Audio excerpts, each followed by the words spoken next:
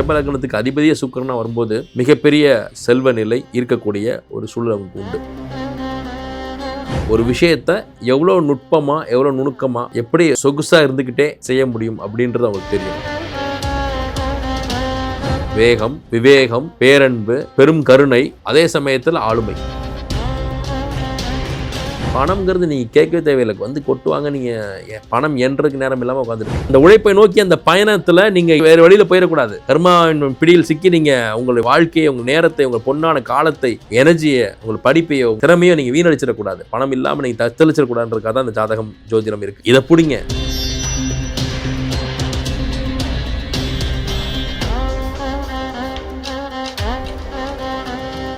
வணக்கம். பண வரவுக்கான சூட்சும ரகசியங்கள் பற்றி நம்ம தொடர்ந்து பேசிட்டு வர்றோம். இந்த புத்தாண்டில் அப்போது நான் சொல்லியிருந்தேன், இனி வரக்கூடிய நிறைய காணொலிகள் வந்து பணம் ஈர்ப்பது எப்படி, பணம் சம்பாதிக்கிறதுக்கு என்ன வழி, இதெல்லாம் தான் நான் சொல்ல போகிறேன் அப்படின்ட்டு. மேஷ லக்னத்திற்கு, மேஷ ராசிக்கு நான் சொல்லிட்டேன். அடுத்து ரிஷப லக்னம், ரிஷப ராசி. லக்னத்துக்கு தான் நம்ம பேச போகிறோம்.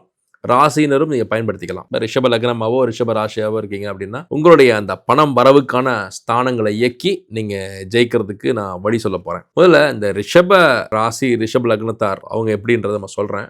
அதுல இருந்து அவங்களுடைய பணத்துக்கு ஈர்க்கிறதுக்கு வழியும் நம்ம நிறைய டிஸ்கஸ் பண்ண போறோம். ரிஷப லக்னத்தின் அதிபதி சுக்கிரன், குரு சுக்கிரன், இந்த ரெண்டுமே வந்து பண வரவுக்கான கிரகங்கள்.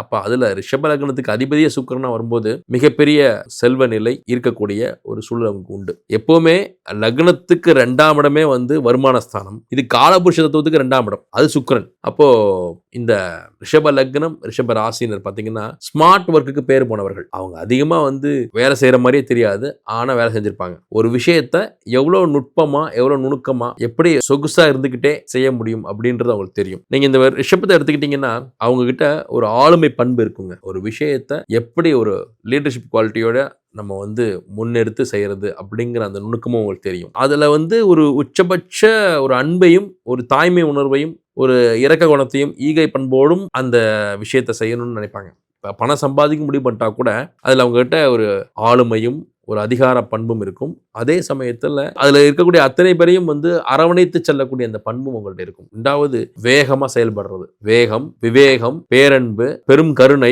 அதே சமயத்தில் ஆளுமை. இத்தனையும் கூடியதான் இந்த ரிஷப ராசிக்காரங்களுடைய இல்லை ரிஷப லக்னத்துக்காரங்களுடைய பண்புகள். அப்போ பணம் சம்பாதிக்கிறதுக்கான அத்தனை தகுதிகளும் இவங்களுக்கு முழுமையா நிரம்ப பெற்றிருக்கு அப்படின்றத நம்ம இதில் தெரிஞ்சுக்கணும். இந்த வீடியோ பார்த்துட்டு இருக்க நீங்க ஒரு ரிஷப லக்னமாவோ ரிஷப ராசியாவோ இருக்கீங்கன்னா நான் சொல்லக்கூடிய விஷயங்கள், அந்த பண்புகள் உங்ககிட்ட பரிபூர்ணமா இருக்கும். நம்ம அவங்க அமைதியா இருக்க மாதிரி தெரியும். அவங்ககிட்ட நம்ம ஒரு பொறுப்பை கொடுத்து பார்த்தா தெரியும். அந்த பொறுப்பை கொடுத்துட்டீங்கன்னா அதை ரொம்ப சிறப்பாக செஞ்சு முடிப்பாங்க. இவங்களுக்குள்ள இவ்வளோ பவர் இருக்கா, இவங்களுக்குள்ள இவ்வளோ ஆளுமை இருந்துதான் நமக்கு வியப்பா இருக்கும். ரொம்ப ஈஸியா இறக்கப்பட்டு ரொம்ப ஈஸியா ஏமாந்து அதன் மூலமா ரொம்ப இறக்கம் வர்ற மாதிரி பேசினாங்களே, ரொம்ப பாவமா பேசினாங்களே, நம்ம அதை நம்பிதான் நம்ம இந்த உதவி செஞ்சோம் அப்படின்னு அதிர்ச்சிக்குள்ள ஆகிறதும் இந்த ரிஷபம் தான். இந்த ரிஷபத்தை பொறுத்த வரைக்கும் காலம் ஆடுங்க. அப்போ நீங்க அந்த குணம் அப்படியே அவங்கள்ட்ட இருக்கும். அன்பை கொடுத்துட்டீங்கன்னா பசு போல, சீண்டி விட்டீங்கன்னா ருத்ர தாண்டவம் தான். பசுவை கூட சாதாரண நினைச்சிடக்கூடாது. நம்ம ஊர்களில் வந்து ஒரு பழமொழி உண்டு, பசுதானே என்ன செஞ்சிடும் அப்படின்னு நினைக்க முடியாது. ஒரு காளை மாடு அப்படின்றப்போ கோயில் மாடு இருக்குன்னு வச்சுக்கோங்களேன், சும்மா அப்படியே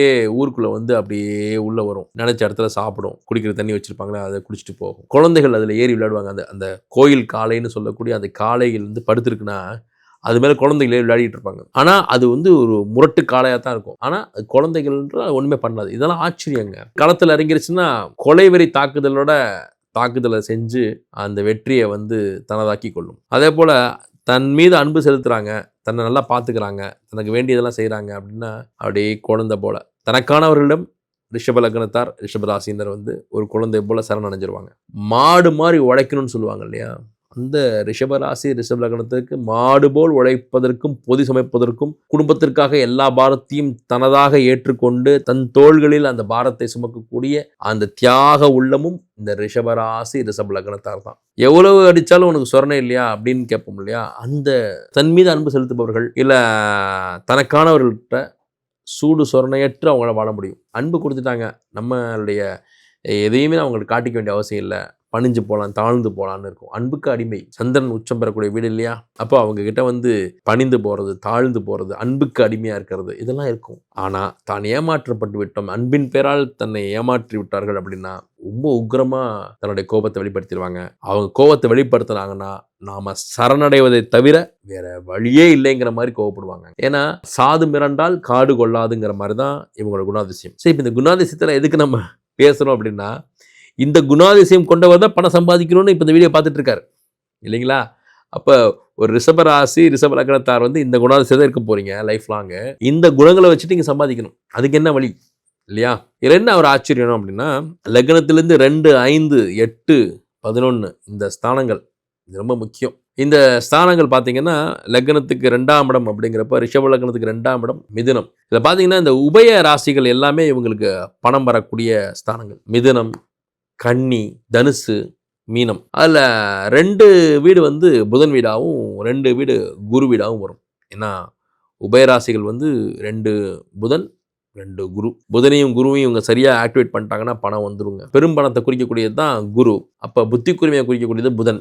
புத்தி கூர்மையை வளர்த்து கொண்டால் பணம் வந்துடும். ரொம்ப it is as simple as it is. ரிஷப லக்னத்தை பொறுத்த வரைக்கும் தன்னுடைய குவாலிஃபிகேஷனை மட்டும் அவங்க வந்து மெருகேற்றிக்கிட்டே இருக்கணும். அவங்க எந்த துறை சார்ந்தவர்களாக இருந்தாலும் இந்த ரிஷப லக்னத்தார் படிப்பு, அதாவது அந்த வித்தையை மட்டும் இவங்க மெருகேற்றிக்கிட்டே வரணுங்க. இப்போ ஒருத்தர் வந்து டீச்சிங் ஃபீல்டில் இருக்காரு அப்படின்னா, நம்ம தான் டீச்சர் ஆகிட்டோமே, நம்ம தான் ப்ரொஃபஸர் ஆகிட்டோமே, நம்ம தான் லெக்சர் ஆகிட்டோமே, இனிமேல் நம்ம என்ன படித்தோமோ சொல்லி கொடுத்துட்டு இருந்தால் போதும் அப்படின்னு கூடாது. தன்னுடைய சப்ஜெக்டில் அன்றாடம் வந்து என்ன அப்கிரேடேஷன் வந்துகிட்டு இருக்கு அப்படின்னு பார்த்து அதை அப்படியே அவர் வந்து தன்னை பட்டை தீட்டிக்கிட்டே இருந்தாலே போதும், பணம் வந்துடும். ஒரு மெக்கானிக் இருக்காருன்னு வச்சுக்கோங்களேன். அவர் வந்து ஒரு குறிப்பிட்ட காலத்தில் அந்த மெக்கானிசத்தை கற்றுருப்பாரு, அந்த தொழிலை கற்றுருப்பாரு. அந்த தொழிலில் அந்த கற்றுக்கிட்ட வித்தையை வச்சு அவர் தொழில் பண்ணிக்கிட்டு இருக்காருன்னு வச்சுக்கோங்க. இப்போ நல்லா பண்ணிகிட்டு இருக்கோம். அடுத்த 10 வருஷத்துக்கு அவங்க எந்த பிரச்சனையும் இல்லை. நம்ம இப்போ கற்றுக்கிட்ட வச்சு அடுத்த 10 வருஷத்துக்கு நல்லா குப்பை கொட்ட முடியும் அப்படின்னு ஒருத்தர் நினைக்கிறான்னு வச்சுக்கோங்களேன். அவர் ரிஷப லக்னத்துக்காரராக இருக்காருன்னா இந்த வீடியோ உங்களுக்கு தான். நீங்கள் என்ன பண்ணணும், ஓகே அடுத்த 10 இயர்ஸ்க்கு பிரச்சனை இல்லை, ஓகே. அப்போ ஆனாலும் இன்னும் அந்த தொழிலில் வந்து புதுசாக வரும் இல்லையா முன்னேற்றங்கள், அந்த முன்னேற்றங்கள் எதுன்னு உங்களுக்கு தெரிஞ்சிருக்கணும். அதை நீங்கள் தெரிஞ்சு அறிஞ்சு படித்து புரிஞ்சு வச்சிருக்கணும். அதை நீங்கள் இப்போவே பயன்படுத்தவும் ஆரம்பிக்கணும். அப்போ நீங்கள் மற்றவர்களிடமே நீங்கள் தனிச்சு வித்தியாசமாக தெரிவிங்க. பணம்ங்கிறது நீங்கள் கேட்கவே தேவையில்லை, வந்து கொட்டுவாங்க. நீங்கள் பணம் என்றதுக்கு நேரம் இல்லாமல் உட்காந்துருப்பீங்க. எப்போவுமே உங்களுடைய ஸ்கில்ஸை, உங்களுடைய நாலேஜை, உங்களுடைய இன்பில்ட் அந்த எபிலிட்டியை நீங்கள் அப்படியே குரூம் பண்ணிக்கிட்டே வாங்க. பணம்ங்கிறது உங்களுடைய குவாலிட்டிக்கான பணம் தான். நீங்கள் எப்படிப்பட்ட ஒரு திறமைசாலியாக இருக்கிறீங்க, எப்படிப்பட்ட மேன்மை பெற்றவராக இருக்கிறீங்க, தொழிலில் நீங்கள் எந்த அளவுக்கு நேர்த்தி, எந்த அளவுக்கு சுத்தம் அப்படின்னா பணம் வரும். நீங்கள் தேட வேணாம், நீங்கள் கேட்க வேணாம், கேட்காமலே கொடுப்பாங்க. அப்போது லக்னத்துக்கு இருந்த 2, 5, 8, 11 இந்த ஸ்தானங்களை செம்மைப்படுத்தணும், ஃபோக்கஸ் பண்ணணும். அப்படின்றப்போ பொது விதி கிடையாதுங்க. நான் இப்போவும் சொல்கிறேன். இப்போ ரிஷப லக்னத்துக்கு 2ஆம் இடம் அப்படிங்கிறது மிதுனம் தான், அதில் மாற்றம் இல்லை. அப்போது அதுக்கு ஒரு பொதுவான ஒரு கோயில், பொதுவான ஒரு கடவுள், பொதுவான ஒரு விஷயத்த சொன்னால் இப்போ எல்லா ரிஷபராசி, எல்லா ரிஷப லக்னமும் பணம் சம்பாரிச்சிடலாம்ல?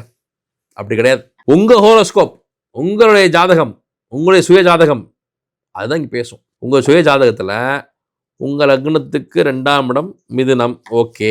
அங்கே என்ன கிரகம் இருக்குது சார்? அங்கே வந்து கேது இருக்குது சார், ஓகே. அப்போ அதுக்கு என்ன கடவுள்? புதன் வீட்டில் கேது அமர்ந்து இருக்கிறார். அது 2ஆம் இடம் உங்களுக்கு வந்து வருமான ஸ்தானம், வருமான ஸ்தானத்தில் கேது அமர்ந்து, உதாரணத்துக்கு சொல்கிறேன். அப்போ அதுக்கு என்ன கோயில், அதுக்கு என்ன ஸ்தலம், அதுக்கு என்ன கடவுள், அது எந்த மாவட்டத்தில், எந்த மாநிலத்தில், இல்லை எந்த தெருவில், எந்த ஊரில் இருக்குது அப்படின்னு எடுக்கணும். ஒவ்வொரு இடமும் ஒவ்வொரு கிரகம் சார்ந்ததுங்க. ஒவ்வொரு மாவட்டத்துக்கும் ஒரு கிரகம் இருக்குது. அங்கே அது உச்சமாவோ இல்லை அது அங்கே ஆட்சியாவோ இருக்கும். அது சார்ந்த அமைப்புகள் தான் அங்கே இருக்கும். அஸ்ட்ராலஜியில் அது ஒரு பார்ட்னு வச்சுக்கோங்களேன். அந்த ஊர்ல இருந்து ஸ்தலம் எடுக்கணும். உங்கள் 2ஆம் இடத்துல என்ன கிரகம் இருக்குது, உங்கள் 2ஆம் இடத்தை எந்தெந்த கிரகங்கள் பார்வையிடுது, உங்கள் 2ஆம் இடத்துடைய பலம் என்ன, பலவீனம் என்ன, அங்கே இருக்க கிரகம் என்னவா இருக்குது, என்னவா செயல்படுது. கிரகமே இல்லை சார். நீங்கள் 2, 5, 8, 11 சொல்கிறீங்க. எனக்கு இந்த 5ஆம் இடத்துல கிரகமே இல்லை சார், இல்லை 2ஆம் இடத்துல கிரகமே இல்லை சார், நான் என்ன சார் பண்ணுவேன்? அந்த பாக்ஸில் எதுவுமே இல்லை சார். அந்த வீட்டுக்கு அதிபதி யார்? இப்போ உதாரணத்துக்கு லக்னத்துக்கு 2ஆம் இடம் ரிஷபத்துக்கு வந்து மிதுனம், மிதுனத்தின் அதிபதி புதன். அப்போ அந்த அதிபதி யாருன்றது எடுத்துக்கணும். உங்களுக்கு 2ஆம் இடத்துல கிரகமே இல்லைனாலும் 2ஆம் இடத்தின் அதிபதி புதன்னா உங்கள் புதன் எங்கே இருக்குது? உங்கள் ஜாதகத்தில் புதன் என்னவா இருக்குது? உங்கள் புதன் எங்கே இருக்குது? அந்த புதனை யாரெல்லாம் பார்க்குறாங்க? அது எந்த நட்சத்திரத்தை நிற்குது? அது என்ன கேந்திரத்தில் இருக்கா, திரிகோணத்தில் இருக்கா, ஆட்சியாக இருக்கா, உச்சமாக இருக்கா?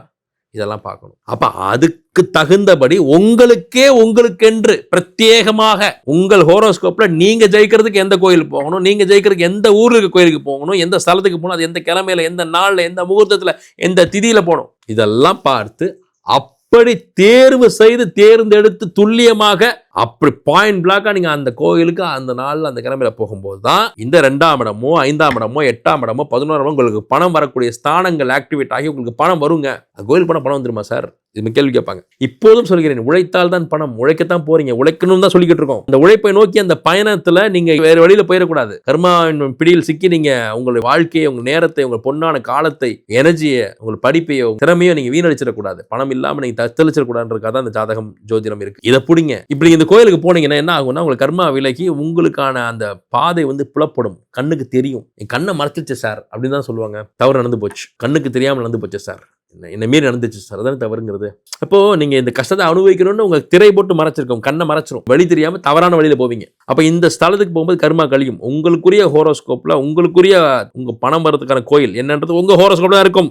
அந்த கோயிலை தேர்வு செஞ்சு அந்த கோயிலுக்கு போகணும்.